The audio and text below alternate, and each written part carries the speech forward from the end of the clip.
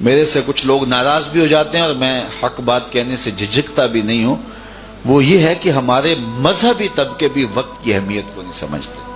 کبھی صبح پھنس جائے نا کل کے ختم میں، تو جو حال مولوی حضرات کرتے ہیں، ٹائم 7 بجے کا دیا ہوا ہے، 7 بجے تلاوت شروع ہو رہی ہے۔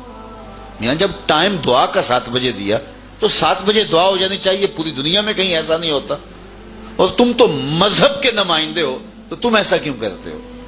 7 بجے تلاوت شروع ہوئی، اب اس کے بعد جو ہے وہ نعت شریف ہوئی، نعت شریف کے بعد جس طرح میاں صاحب نے کلام ہی ختموں کے لیے لکھا ہے، تو میاں صاحب کا کلام پڑھنا بھی ضروری ہوا، وہ پڑھا گیا۔ تو اس کے بعد ایک خطیب صاحب آ گئے۔ اب خطیب صاحب اس وقت خطاب کرنے لگے جب لوگ گھڑیوں کو دیکھ رہے تھے، حالانکہ اس وقت خطاب کرنا خطاب تھا، لیکن وہ اس وقت ایک لمبا خطبہ پڑھنے لگے اور کرسی پہ بیٹھ گئے۔ اب لوگ پریشان ہیں کہ ہم نے 7 بجے 7:30 بجے اسکول میں بچوں کو چھوڑنا ہے، 7 بجے کا ٹائم دیا، اب یہاں آگے کیا کریں؟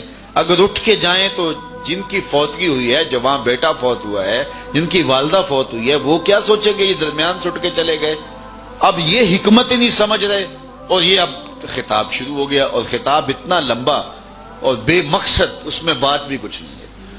اور وہ خطاب ختم ہوا تو پھر اس کے بعد کہا کہ اب ایسا کرو کہ ایک مرتبہ جو ہے وہ سورہ فاتحہ اور 3 مرتبہ سورہ اخلاص پڑھو اور مل کر دو۔ چلو بندوں نے کہا یہ جان چھوٹ جائے گی، جلدی جلدی پڑھا۔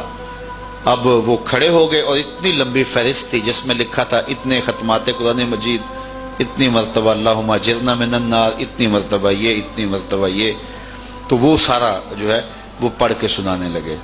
جس طرح اللہ تعالیٰ کو بتلانا ضروری ہے کہ اس کو پتہ نہیں کیا کیا پڑھا گیا ہے۔ چلو وہ فہرست ختم ہوئی، بندوں نے کہا اب جان چھوٹ جائے گی، اب ختم شریف پڑھنے کہ لمحے آئے تو پھر ایک آدمی نہیں بلکہ 5-6 آدمیوں کو باری باری مائک دیا جا رہا ہے تاکہ جو ہے وہ سب کا حصہ شامل ہو جائے۔ چلو قرآن مجید کی تلاوت ختم ہوئی، لوگوں نے کہا کہ اب دعا ہونے لگی ہے، تو دعا ہونے لگی تھی تو درود تاج شروع ہو گیا۔ درود تاج کا میں منکر نہیں ہوں، لیکن دیکھو لوگوں کو 7 بجے کا ٹائم دیا ہے اور 8:30 بج رہے ہیں، لوگوں نے بچوں کو سکول میں چھوڑنا ہے، اور پس ماندگان کی وجہ سے وہ مروتاً اٹھ کے بھی نہیں جا پا رہے، اور اب درود تاج لوگ بے چین ہیں اور تم اس وقت درود پڑھ رہے ہو۔ اور پھر اس کے بعد جو ہے درود شریف سے ہی بلغ العلا بکمال ہی، وہ درمیان سے ایک نعت خانے نکالا اور اس کو پکڑ کے نعت شروع کر دی۔ بندوں نے سمجھا تھا کام ختم ہو گیا، لیکن جو ہے وہ دوبارہ وہی کام شروع ہو گیا۔ خیر چلو وہ نعت خوانی ختم ہوئی، پھر اس کے بعد جو ہے وہ اب کہا گیا کہ اب دعا ہوگی۔ اب جس پیر صاحب کو بلایا ہوا تھا دعا کے لیے وہ بالکل تازہ دم تھے، ابھی تک بیٹھے ہوئے تھے، اب انہوں نے جو ہے وہ دعا شروع کر لی تو وہ دعا ختم کرنے کا نام ہی نہیں لیتے۔ وہ دعا کر رہے ہیں، لوگ دعا کر رہے ہیں یا اللہ دعا ختم ہو جائے۔ اور اس کے بعد دعا ختم ہوئی، لوگوں نے شکر کا کلمہ پڑھا، تو ایک آدمی جو ہے وہ درمیان سے کھڑا ہوا، جناب دعا ہو جائے۔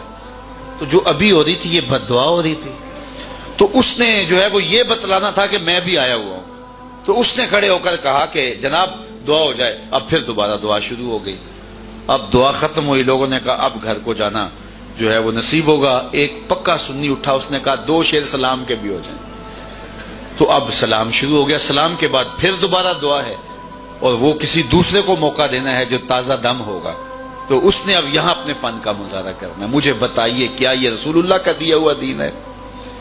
آپ ناراض ہوں، مولوی صاحبان میرے سے ناراض ہوں، لیکن میں سچی بات کرتا ہوں، اپنے بھی خفا مجھ سے ہیں، بیگانے بھی ناخوش، کہ میں زہر حل کو کبھی کہہ نہ سکا کند، بات وہی کہتا ہوں سمجھتا ہوں جسے حق، نئے ابلائے مسجد ہوں نئے تہذیب کا فرزند۔